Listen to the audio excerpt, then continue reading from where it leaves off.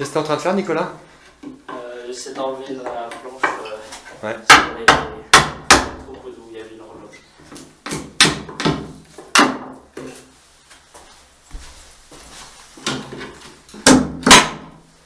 Donc sous cette planche, il devrait y avoir un passage de poids. Oui.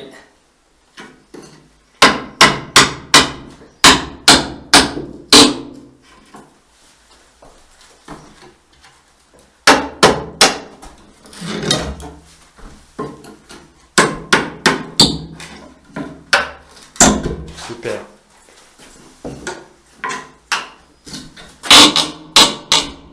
Super.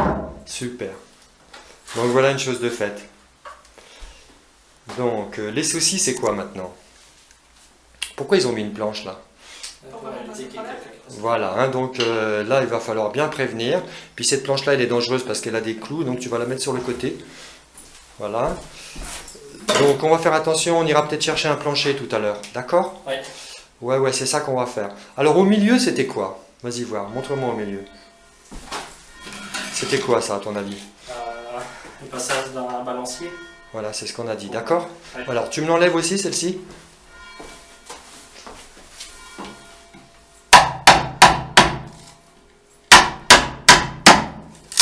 Super. Bon pareil, tu mets ça de côté. Donc enfonce la pointe. Bah, les pointes, attends, on les sortira avec une tenaille. Voilà.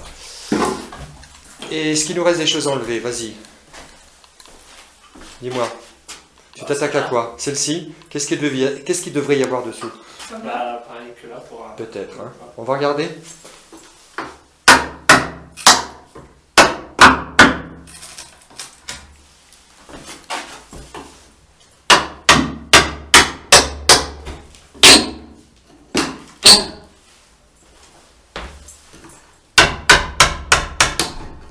Super. Voilà. Alors pareil, tu ranges, on va faire très attention. Et il reste une petite planchette, là, on n'en a pas parlé. Est-ce qu'on va l'enlever? Non. Non, la réponse est non, parce que ça, c'était un passage de fil de fer pour les cloches. Donc c'est ce qu'on appelle, nous, la timonerie. Et c'était pour une horloge qui était située en dessous. Hein. Donc c'est pas contemporain de ces trous-là. Par contre, si on regarde au plafond, alors on va voir des trous qui correspondent aux deux premières horloges. Donc, si j'ai bonne mémoire, voilà, ce trou-là. Alors, ce trou-là, est-ce que je le vise bien? Voilà, celui-ci. Donc, là, lui, il correspond à l'horloge H2 qui est actuellement au Vignot, parce qu'on sait qu'elle tire de ce côté-là. D'accord? Ce trou-là, qui est sous la plaque qu'on a vue, ça correspond à l'horloge H3, qui actuellement est dessous, hein, qu'on va remonter. Et donc, par déduction, voici le trou qui correspond au fil de fer, hein, à la timonerie de l'horloge H1 qu'on essaye d'analyser actuellement. Donc on voit que si on descend à l'aplomb, hein, c'est un petit peu sur la droite par rapport à la position de l'horloge. Si on estime qu'ici on est devant, hein, tout ça c'est des hypothèses. Voilà. Alors après on voit qu'on a un trou qui est plus large là-bas. Alors moi je pense que l'explication c'est la suivante.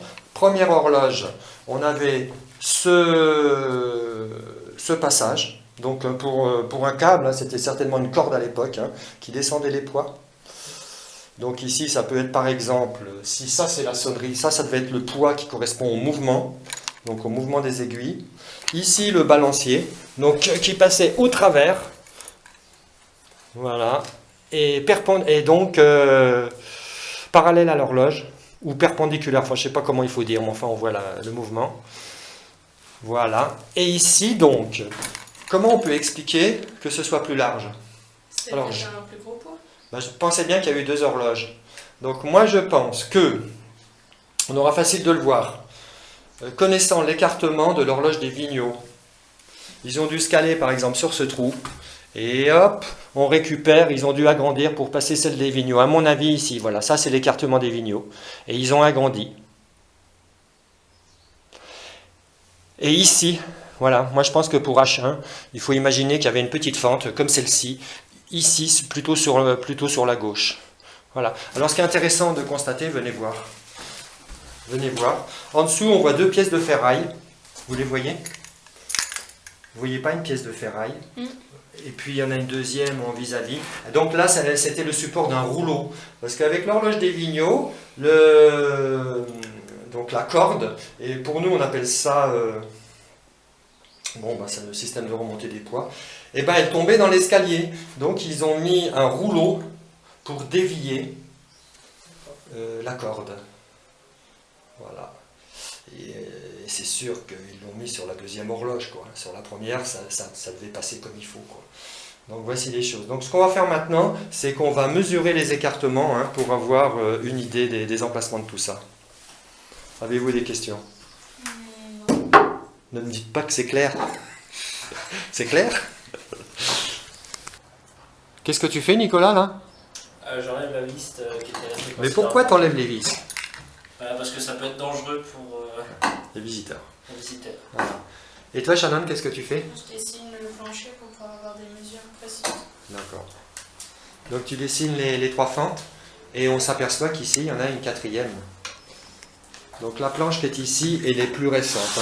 Ça va servir de support à nos tringles pour aller entre l'horloge H3 et le cadran de Vauban.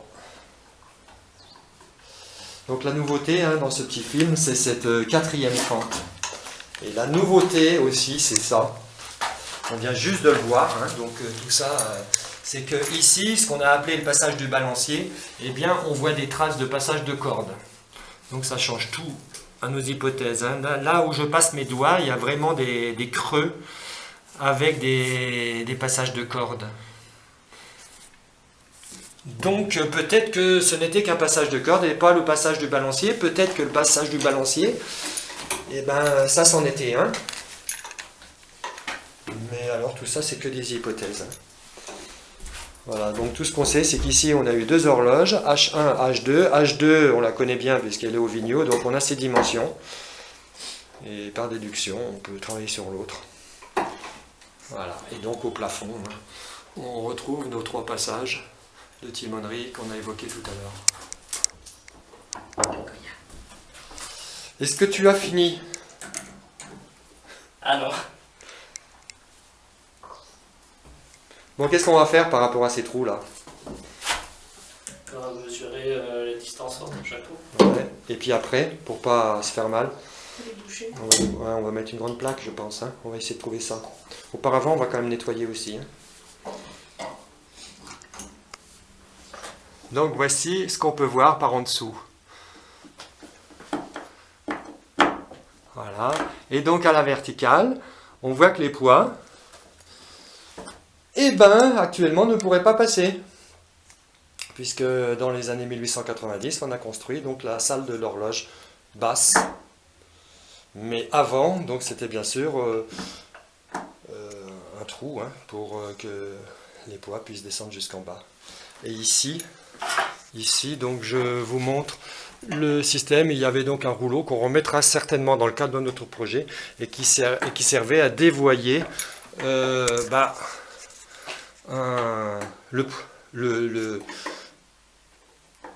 la corde qui devait venir d'ici. Voilà, qui descendait, donc pour éviter qu'elle tombe sur le parapet, on l'a dévoyée grâce à un rouleau qu'on remettra.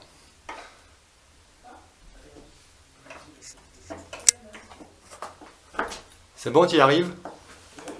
Est-ce que tu vois d'autres marques? Oui. Alors tu vas nous montrer ça. Montre voir un peu. Là on voit sur la poutre et sur le plancher qu'il y aura... Voilà, donc là je passe au... D'accord, alors je viens de te voir et on va regarder ça. D'accord. Donc voici le passage qui a pu être élargi.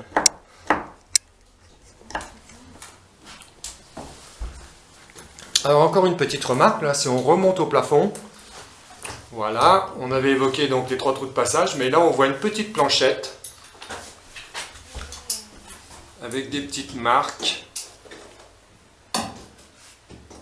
On va dire apparemment c'est des clous, mais on pourrait se dire que c'était peut-être la suspension d'un pendule, comme on l'a vu sur l'horloge de Vézelise de 1729. où le pendule est pendu au plafond. Voilà, t'as fini Nicolas? Ah non, j'ai encore une pointe en haut. Allez.